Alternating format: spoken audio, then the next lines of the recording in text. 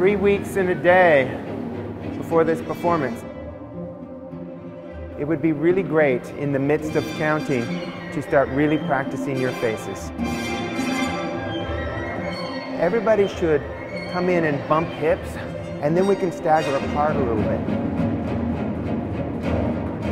It's really hard to count, as you could tell in rehearsals. There are so many instrumental accents, and it's 1, 2, or 1, 2, 3, or 1, 2, 3, 4, 5, 6, 7. It goes from a 7 to a 10 to, oh man, but it's great, you know, it keeps you literally on your toes.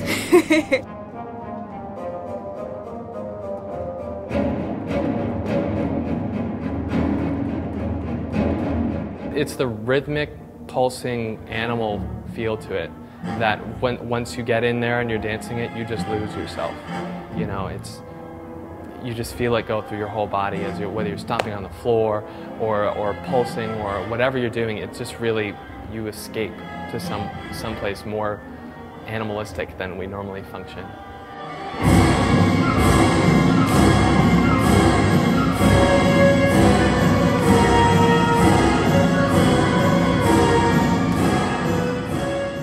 Igor Stravinsky's Rite of Spring famously caused a riot at the first performance in Paris in 1913. It was a huge event because of the music, and so what made the dance so unusual, this pagan kind of ritual movement, they expected ballerinas on point, like Les Sophies or like Sleeping Beauty, and to have people stomping around like Neanderthals, you know, it took them aback. While we're still fresh. Douglas Martin has a personal connection to that 1913 performance. He danced in the Joffrey Ballet's famous 1987 recreation of Najinsky's original choreography. I was very fortunate to be dancing with the Joffrey Ballet, and in 1987, Mr. Joffrey finally had the chance to bring Millicent Hodgson in. She had been working on the ballet since 1971, and finally it took all that time, 17 years. The dance was as shocking to us. We were pigeon-toed, which was hard. It's quite physical, and you know, you're pounding away, and these beats and this music is just unexplainable until you go through the process of learning the ballet and describing the music.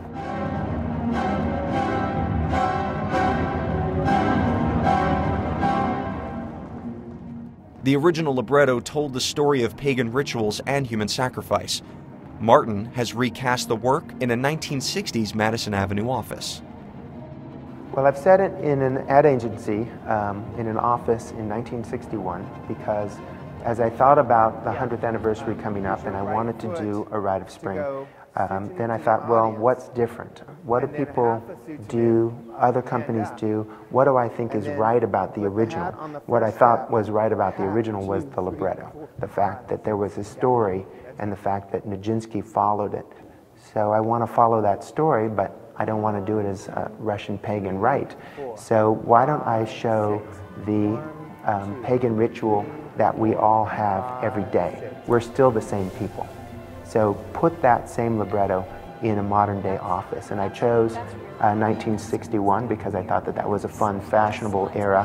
And also I felt that the office roles for men and women were still somewhat tribal. That glass ceiling hopefully has exploded, but I don't think in 1961 that there were any limiting of that glass ceiling at all.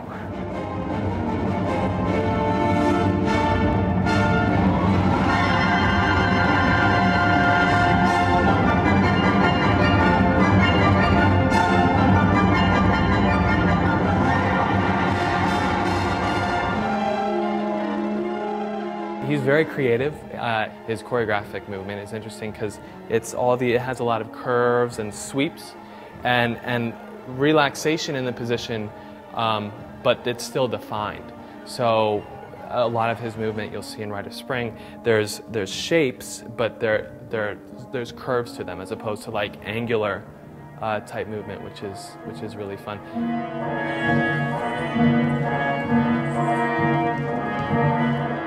Everyone's relationship in the office, you know, from the power of maybe the femininity of the women over the men, or how well they do the job, to the success of the men in the office place and how that puts them in a hierarchy.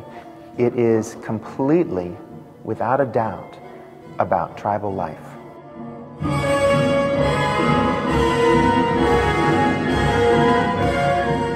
The American Rep's fully staged Rite of Spring debuts at Raritan Valley Community College on March 23rd and at the South Orange Performing Arts Center on April 5th, 2013.